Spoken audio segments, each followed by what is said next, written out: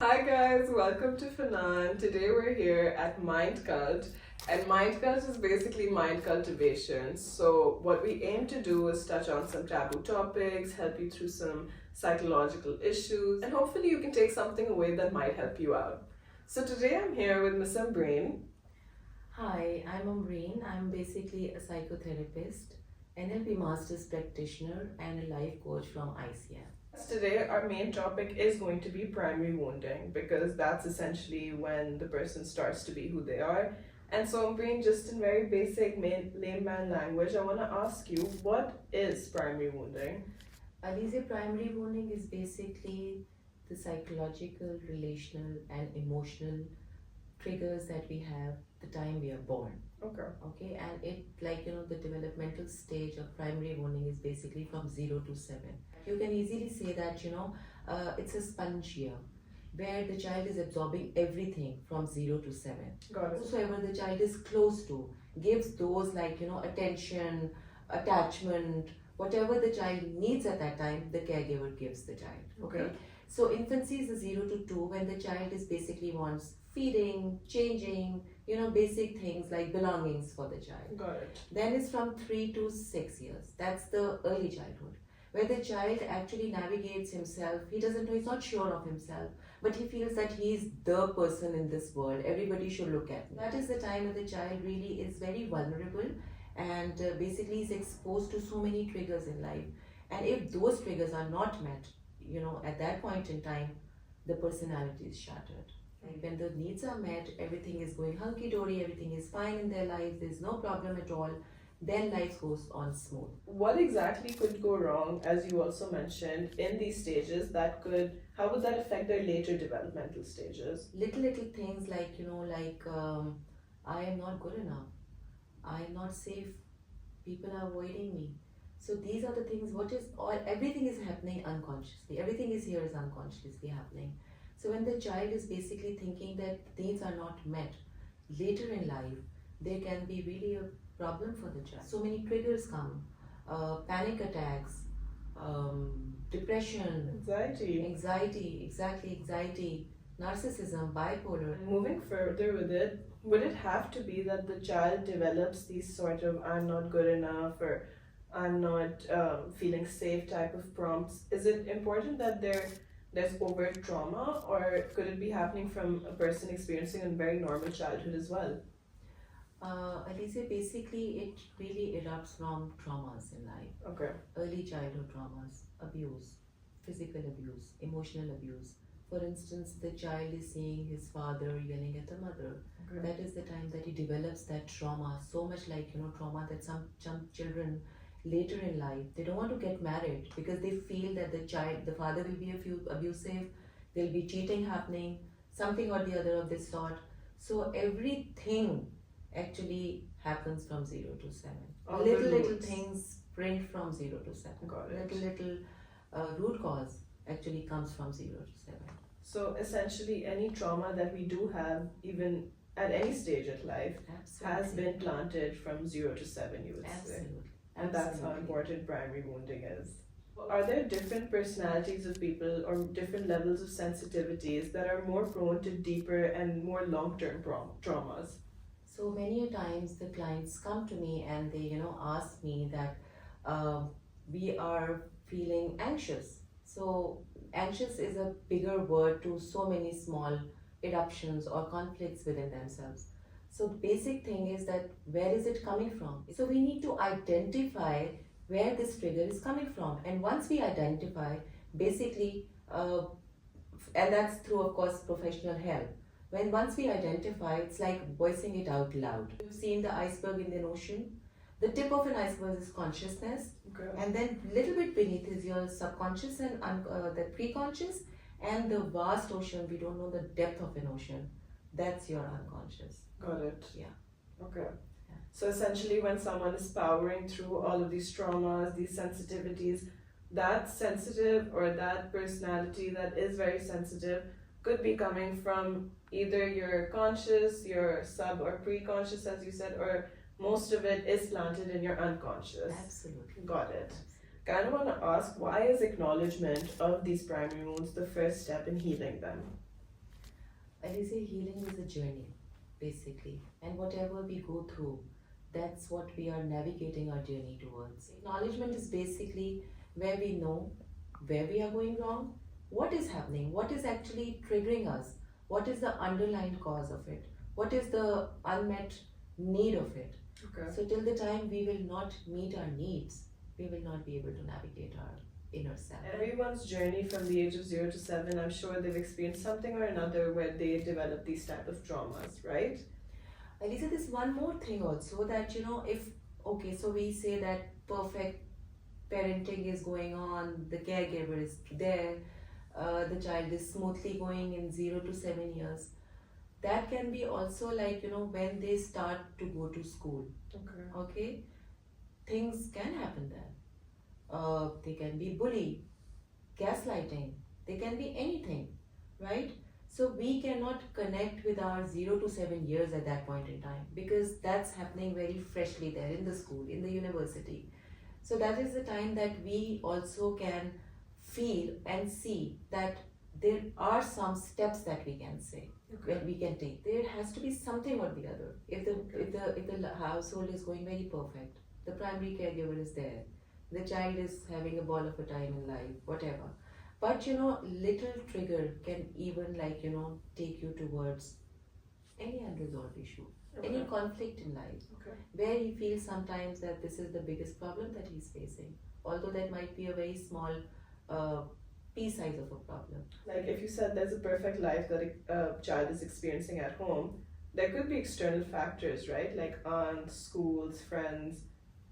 Absolutely, Elise, because obviously household is a very safe space for us, for children, right? For most children, yeah. For most children, exactly. I'll give you an example. The girl A has a perfect household. Okay. She's fine with the caregiver, she's fine with the siblings, fine with the parents around. She has a normal life. When she goes to school, there's another girl who's there. If she is like of a bully nature, a friend is a bully nature, or she has her own issues, she can put everything on this girl who's coming from a very nice household. So she will internalize everything from external places, and then she will be forming her own triggers inside of her. Okay. I kind of want to further on that fact. For that girl who's not coming from such a great household, what can she do to change in her patterns, and how is acknowledging her patterns important to stop that generational trauma, as we would call it, because she is getting it from her parents, How can the acknowledgement of her actions kind of put a stop to generational trauma? She must recognize that what are patterns, what is she doing, what is she doing to actually upset somebody. So when she recognizes that she's upsetting someone, okay, for my little good deed, I can really navigate my life towards a betterment or positive activities. That way she'll learn how to actually go around with other, in her life. Basically, we model excellence. Okay. All right. We see somebody holding on to speech, somebody carrying herself so gracefully. So these are the learned behaviors. Unconsciously, we are modeling excellence. Okay.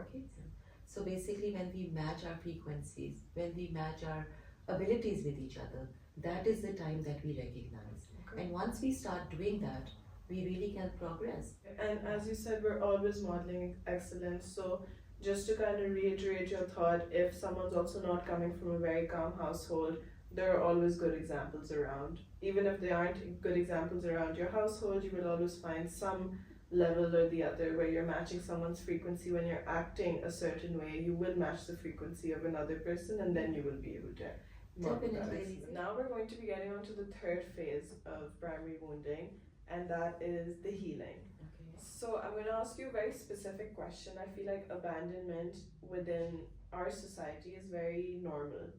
Within our Pakistani society, it's very normal. Within other societies, within people our age. So I kind of want to ask, for example, someone struggles with abandonment issues. How can they kind of heal that side of theirs, and how can they move forward with it? If we go for an interview, okay, and the boss takes your interview and he feels that you are not up to the mark, and he says, sorry, this space is not for you, and all of a sudden this this feeling erupts that, oh, he's abandoned us. Okay. So that's not the case. Basically, I think that we really have to recognize what is basically an abandonment. When we start recognizing such things, that small things don't lead to abandonment. Okay. At that point in time, we feel that okay, we can put a stop to thinking that we are abandoned. Yeah. So this is the first step that we can see. Secondly, that we can go to a professional, as I have told you earlier also. We can talk to our friends who's really like we feel that they are trustworthy, and we feel that they can really navigate us towards betterment. So we can talk to a friend, we can talk to some mentor. That's okay. That's okay. Everything is okay. I mean, Yeah. that's nothing is not to be fixed. Yeah. Nothing is broken here, right? Yeah. So everything can be like navigated. Amazing. This is the journey that we are at. Amazing. I tell my clients that journal it, Yeah. jotting it down, Yeah. just write it down. What are the triggers that's making you oversensitive? So when you start jotting down, that's some first step probably that we take towards our healing period. The therapist is going to take you towards those channels where you can see yourself progressing. Okay. So that's the second step. Third step is sometimes that we are overwhelmed, we are flustered. Take a pause. It's okay. Nothing is going to go wrong. Just take a pause, and then you feel that whatever comes up to you, what is happening? What are the triggers that we have inside of us? Yeah. When we start addressing those, when we detach, means like we pull ourselves off that situation, that is the time that we are seeing as a third person. We are not associating ourselves in the problem.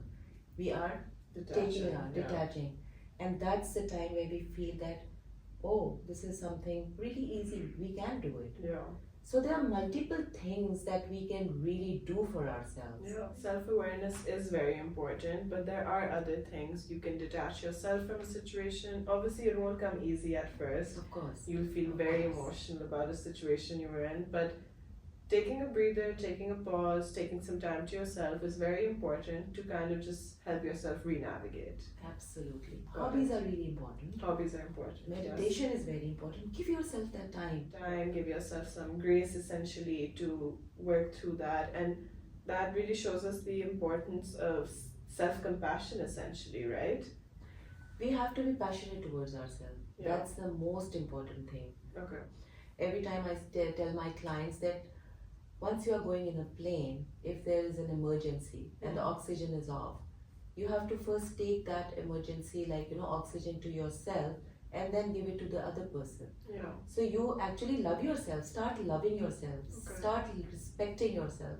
Only once you start looking at yourself, the healing period starts. And I feel like self-love is really important. You do need to wake up in the morning and say, the way that I am, it is because I was made this way, and I will love myself through all of these things. Absolutely, Elise. Absolutely. Yeah. I know a lot of people who have sought professional help, and they have that professional help has given them medication to kind of calm down some things. And I know you personally are against medication. So what is your ideology on that? So psychotherapists normally don't recommend medication. This is the job of a psychiatrist. And I feel that, numbing to a situation is not something like, it's very progressive, or it's very healthy. Sometimes talking it out loud. There are so many therapies. I mean, there are multiple things that you can do for yourself. Yeah.